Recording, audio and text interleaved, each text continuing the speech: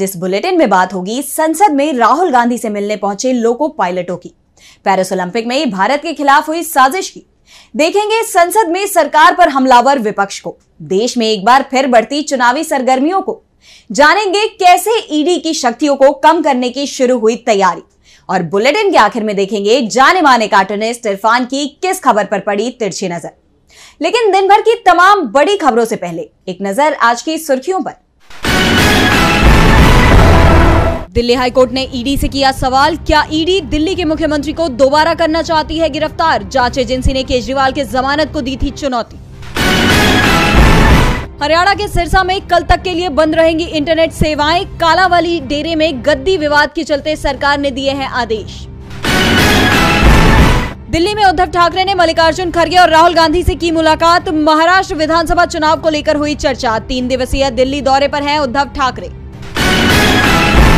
Share बाजार 874 अंकों की तेजी के साथ 79,468 अंकों पर हुआ बंद, 304 अंकों की गिरावट के साथ 24,297 पर बंद हुआ निफ्टी। ये तो थी सुर्खियां, अब बात आज की सबसे बड़ी खबर की। लोकसभा चुनाव के बाद से ही राहुल गांधी की लोकप्रियता बढ़ती जा रही है। तमाम वर्ग और संगठन के लोग राहुल गांधी के सामने अपनी समस्याएं रख रहे हैं। एक दिन पहले ही संयुक्त किसान मोर्चा के नेताओं ने राहुल गांधी से मुलाकात की थी और अब लोको पायलटों का प्रतिनिधिमंडल राहुल गांधी से मिलने पहुंच गया। तो क्या है लोको पायलटों की मांग, देखिए ये रिपोर्ट। संसद में राहुल गांधी से लोको पायलटों का प्रतिनिधि मंडल मिला। लोको पायलटों के साथ पिछले 1 महीने में राहुल गांधी की ये तीसरी मुलाकात है। लोको पायलटों ने संसद भवन में राहुल गांधी से मुलाकात करते हुए अपनी समस्याओं को रखा, जिसके बाद राहुल गांधी ने इस मुद्दे को रेल मंत्री के सामने उठाने की बात कही। थोड़ी ही देर बाद उन्होंने लोको पायलटों के प्रतिनिधि मंडल के साथ रेल मंत्री अश्विनी वैष्णव से संसद में मुलाकात भी की।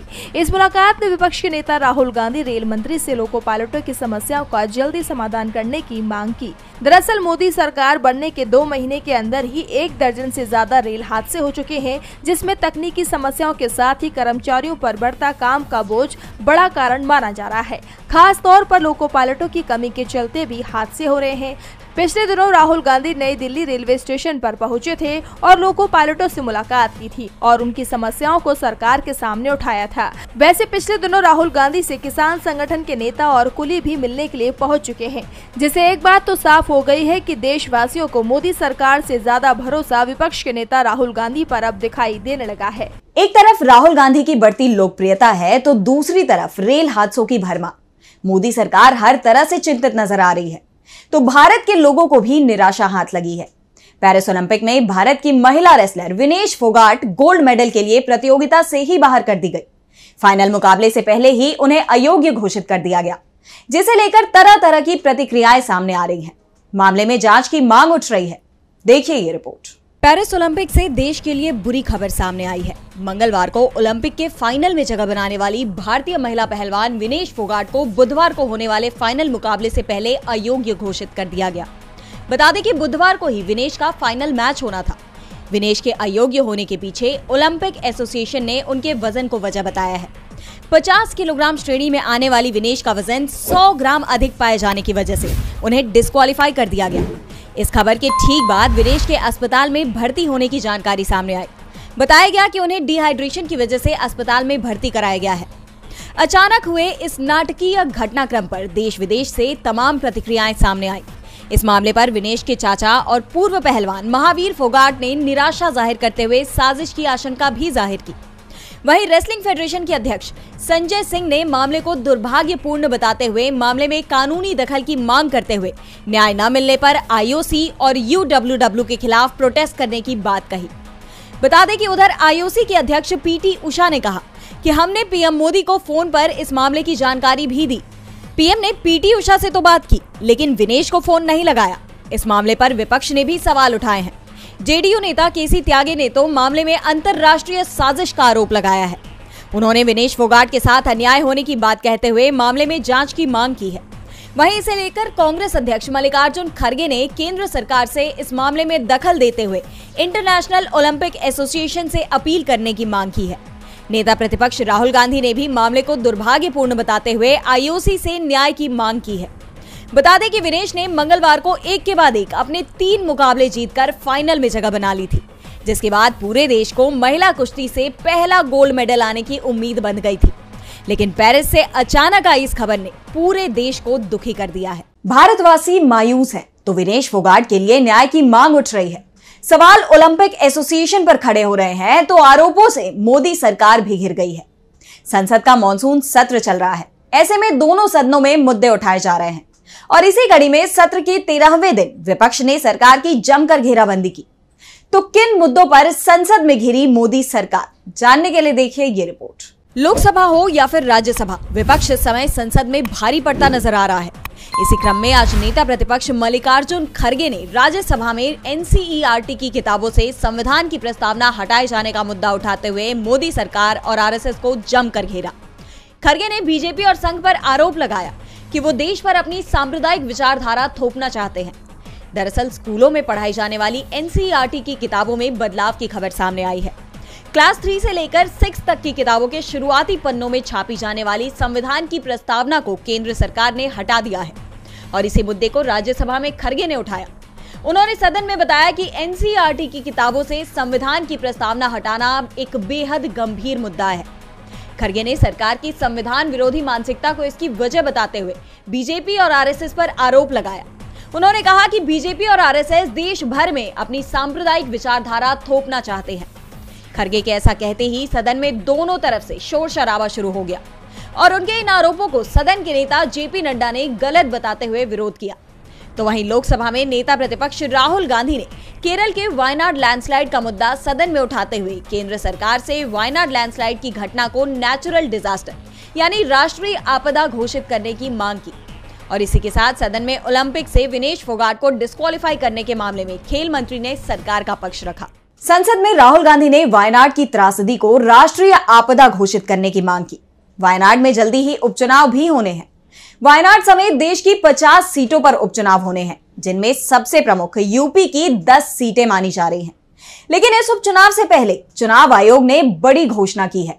तो क्या है ये घोषणा, जानने के लिए देखिए ये रिपोर्ट। देश में एक बार फिर चुनाव का बिगुल बजने जा रहा है। चुनाव आयोग ने एक और चुनाव का ऐलान कर दिया है। आयोग ने राज्यसभा की 12 रिक्त सीटों के लिए चुनाव की तारीखों की घोषणा कर दी है। इसके लिए आयोग की तरफ से अधिसूचना भी जारी कर दी गई है। बता दें कि लोकसभा चुनाव के बाद राज्यसभा की 12 सीटें खाली हो गई थी, क्योंकि लोकसभा चुनाव जीते सांसदों ने राज्यसभा से इस्तीफा दे दिया था।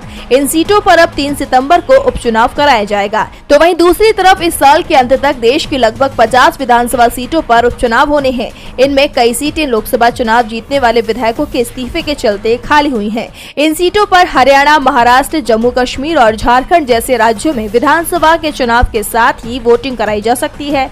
लोकसभा की वायनाड सीट के अलावा जिन राज्यों में विधानसभा सीटों पर उपचुनाव होने हैं, उनमें सबसे ज्यादा 10 विधानसभा सीट यूपी की है। इसके बाद पश्चिम बंगाल की 6 सीटों पर उपचुनाव होगा। असम और राजस्थान में 5-5 सीटों पर वोटिंग होगी, जबकि बिहार और पंजाब की 4-4 सीट। तो मध्य प्रदेश के पूर्व सीएम शिवराज सिंह चौहान की विधानसभा सीट बुधनी में भी चुनाव होगा, क्योंकि अब वे विदिशा सीट से सांसद बन चुके हैं।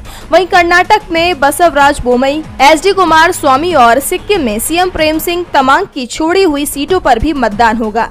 लेकिन इन चुनावों में सबकी नजर यूपी की 10 सीटों पर बनी हुई है, जहां इस बार बीजेपी को हार का सामना करना पड़ा था, जबकि समाजवादी पार्टी को बड़ी जीत मिली थी। ऐसे में अब 10 विधानसभा सीटों पर जीत के जरिए बीजेपी अपनी ताकत दिखाना चाहेगी। तो वहीं सपा और कांग्रेस अपनी जीत को बरकरार रखने के लिए चुनाव में पूरी कोशिश करेंगे। लोकसभा चुनाव के बाद देश में चुनावों की तस्वीर बदली हुई नजर आ रही है, जिसमें 400 पार का नारा देने वाली बीजेपी 240 पर ही सीमित हो गई। तो वहीं ईडी को भी मिली असीम ताकत पर भी रोक लगाने की तैयारी हो गई है। सुप्रीम कोर्ट मामले में सुनवाई के लिए तैयार हो गया है। दरअसल कोर्ट में एक समीक्षा याचिका दायर की गई थी, जिसमें मांग की गई थी कि सुप्रीम कोर्ट ने 2 साल पहले 2022 में विजय मदन लाल चौधरी मामले में ईडी की शक्तियों को लेकर जो फैसला दिया था, उस पर पुनर्विचार किया जाए और कोर्ट इस पर सुनवाई के लिए तैयार हो गया। बुधवार को इस मामले में सुनवाई हुई। तो क्या कहा सुप्रीम कोर्ट ने, देखिए ये report. Prevention of money laundering act यानी MPMLA के प्रवर्तन निदेशालय की शक्तियों और सीमाओं को लेकर दिए गए फैसले के खिलाफ दायर याचिकाओं पर सुप्रीम कोर्ट में सुनवाई हुई। Justice Suryakant, justice C T Ravi Kumar और उज्जवल भुइयां की बेंच ने सुनवाई शुरू की तो केंद्र सरकार की ओर से पेश सॉलिसिटर जनरल तुषार मेहता ने कहा कि जिरह की तैयारी के लिए समय चाहिए, जिसके बाद कोर्ट ने 2 सप्ताह का समय दे दिया और अगली सुनवाई 23 अगस्त तक करने की बात कही। लेकिन तुषार मेहता ने थोड़ा और समय मांगा तो कोर्ट ने अगली सुनवाई की तारीख 28 अगस्त तक कर दी। अब कोर्ट इस दिन 11:30 बजे इस मामले में सुनवाई करेगा। दरअसल 2022 में विजय मदन लाल चौधरी मामले में सुप्रीम कोर्ट ने गिरफ्तारी, जब्ती, निर्दोष होने का अनुमान, कड़ी जमानत की शर्तों आदि से संबंधित पीएमएलए के प्रावधानों के संवैधानिक वैधता को कोर्ट ने बरकरार रखा था। कोर्ट ने ये भी माना था कि पीएमएलए कार्रवाई के तहत प्रवर्तन सूचना रिपोर्ट यानी ECIR की आपूर्ति अनिवार्य नहीं है, क्योंकि ECIR एक आंतरिक दस्तावेज है और इसे प्रथम सूचना रिपोर्ट में बरकरार नहीं किया जा सकता। जिसके बाद कांग्रेस नेता कार्ति चिदम्बरम द्वारा दायर समीक्षा याचिका पर सुप्रीम कोर्ट ने केंद्र सरकार को नोटिस जारी कर जवाब मांगा था। वहीं एक अन्य याचिका जस्टिस संजीव खन्ना की अध्यक्षता वाली बेंच के पास लंबित है, जिस बेंच में जस्टिस MM सुंदरेश और जस्टिस बेला त्रिवेदी शामिल हैं। ये बेंच पीएमएलए एक्ट की धारा 50 और 63 की वैधता को चुनौती देने वाली याचिकाओं पर सुनवाई कर रही है। इस धारा के तहत ईडी के पास गवाहों को बुलाने, उनके बयान दर्ज करवाने और गलत जानकारी देने पर उनके खिलाफ मुकदमा चलाने की शक्ति मिली हुई है। 2002 के कानून के तहत ईडी को इतनी ताकत मिली हुई है और वो कहीं भी छापा मार सकती है। ईडी की शक्तियों पर सुप्रीम कोर्ट रोक लगाएगा कि नहीं, अब ये तो कोर्ट का फैसला ही बताएगा। लेकिन बांग्लादेश में हिंसा रुकने का नाम नहीं ले रही है। बांग्लादेश की परिस्थितियों ने एशिया ही नहीं, दुनिया भर के देशों को चिंता में डाल दिया है। हालांकि फिलहाल देश की कमान सेना के पास है, अंतरिम सरकार के गठन की कोशिश चल रही है, लेकिन हालात अभी भी सुधरते नहीं दिख रहे हैं। हिंसा अब तक थमने का नाम नहीं ले रही है, तो शेख हसीना भी अब तक भारत में ही है।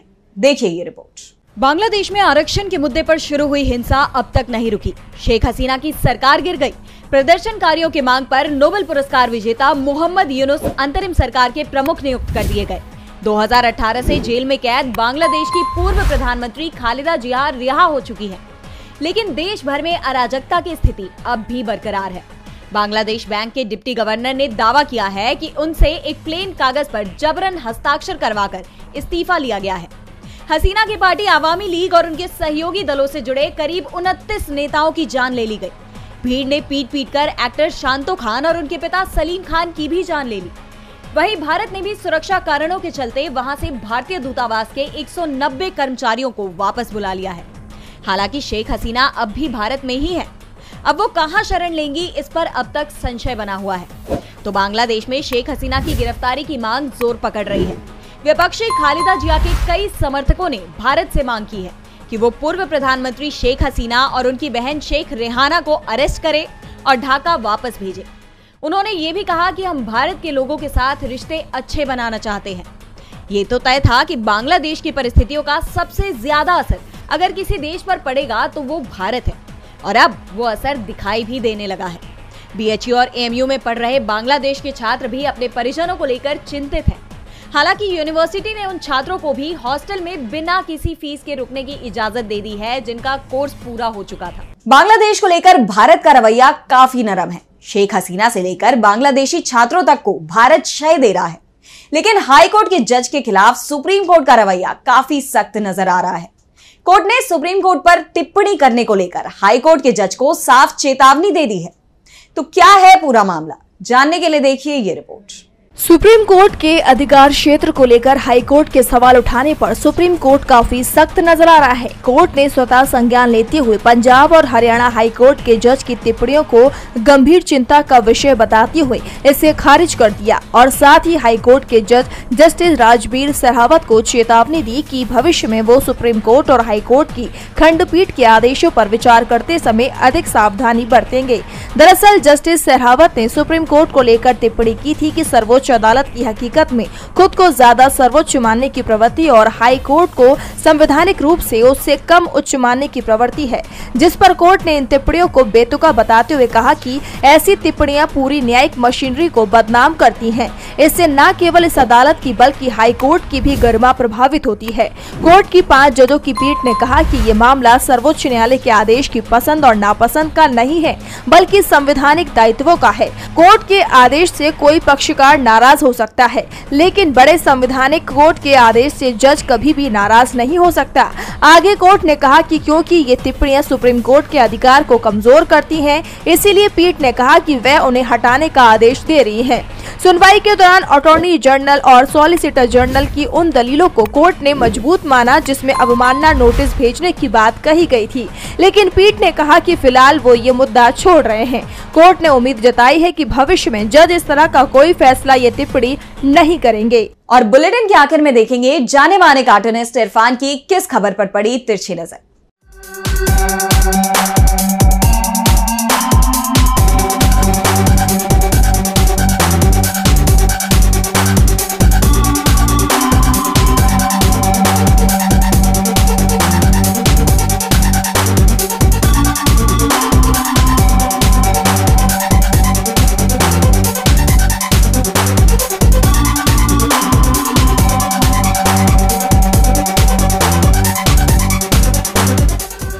कल से जो भक्त और सरकारी मीडिया बेचैन हो रहा था, उसके दिल के सुकून के लिए पेरिस से खुशखबरी आ गई कि देश का गौरव विनेश फोगाट को 100 ग्राम वजन ज्यादा होने पर डिस्क्वालीफाई कर दिया गया है। इस खबर से भक्तों का कई ग्राम खून बढ़ गया होगा। पीएम मोदी ने तो कल से फोगाट को जीत की बधाई तक नहीं दी। शायद उनके मन में ये बात चल रही हो कि अरे भाई क्या इसके लिए बधाई देना, ये कोई जीत में जीत होती है। हो सकता है, क्योंकि मोदी है तो मुमकिन है।